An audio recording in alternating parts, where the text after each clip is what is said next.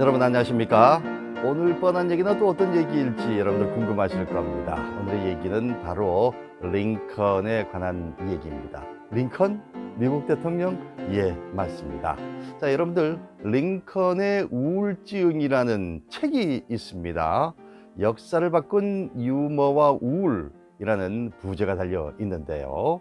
여러분들 아시다시피 링컨은 미국인들이 가장 존경하는 대통령입니다.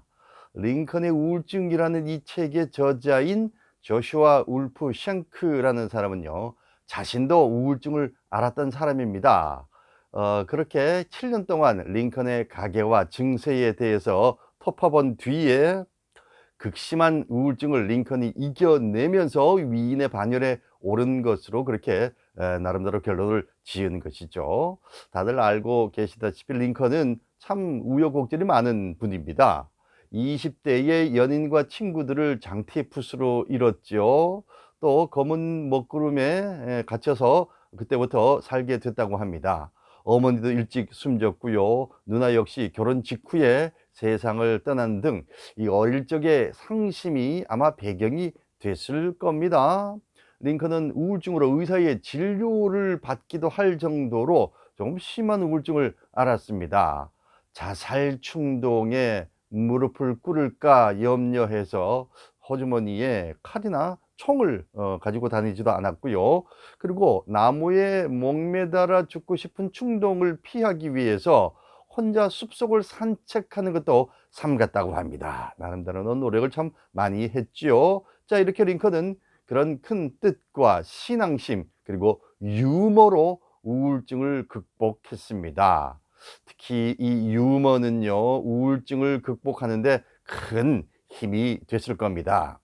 많은 사람들이 유머를 즐거움과 같은 것으로 그렇게 보지만은, 웃는다고 해서 또 남을 웃긴다고 해서 그것이 반드시 즐거움의 표시는 아닐 수 있습니다. 하지만 유머는요, 슬픔을 이겨내게 합니다. 그렇기 때문에 어려울수록 유머를 가까이 해야 합니다.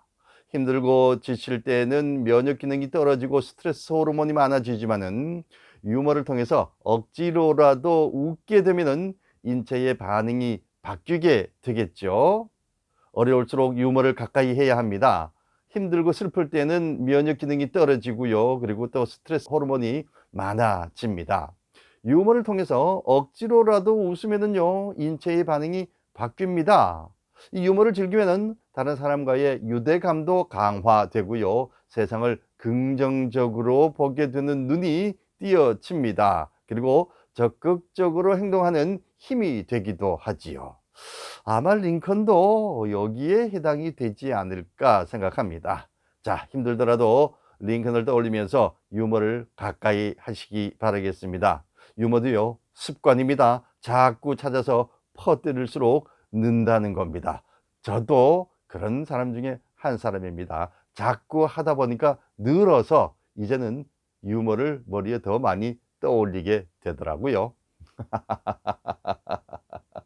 자, 그래서 오늘 준비한 유머는 널리 알려진 링컨의 유머를 한 2개 정도 말씀을 드리고자 합니다. 링컨은요, 원숭이를 닮은 듯한 그런 외모라는 지적을 많이 받았습니다. 솔직히 잘생긴 얼굴은 아니긴 해요.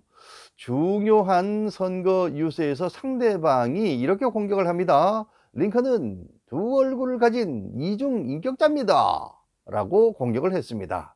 그 말을 들은 링컨은 이렇게 대답합니다. 정말로 내가 2얼굴을 가졌다면 이 중요한 시기에 이렇게 못생긴 얼굴을 가지고 나왔겠습니까?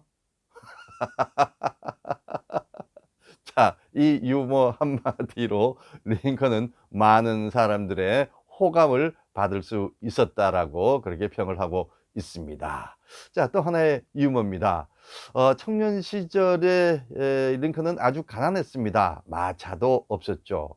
급히 시내에 나갈 일이 생겼는데 어떻게 나갈까 아주 고민이 많았습니다. 그러다가 마차를 타고 지나가는 한 신사를 세워서 이렇게 부탁을 합니다. 제 외투를 시내까지만 좀 옮겨 주실 수 있겠습니까? 그러자 그 신사가 그거야 어렵지 않지만 나중에 이 외투를 어떻게 돌려드리면 되지요?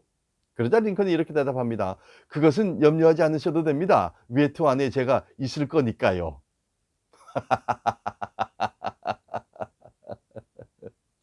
자, 유머리스트들은 꼭 알아야 할 유머들이라고 생각을 합니다.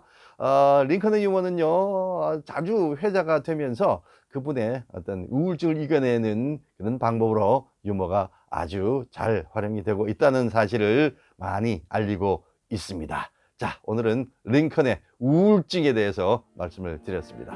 또 다른 얘기로 찾아오겠습니다. 고맙습니다.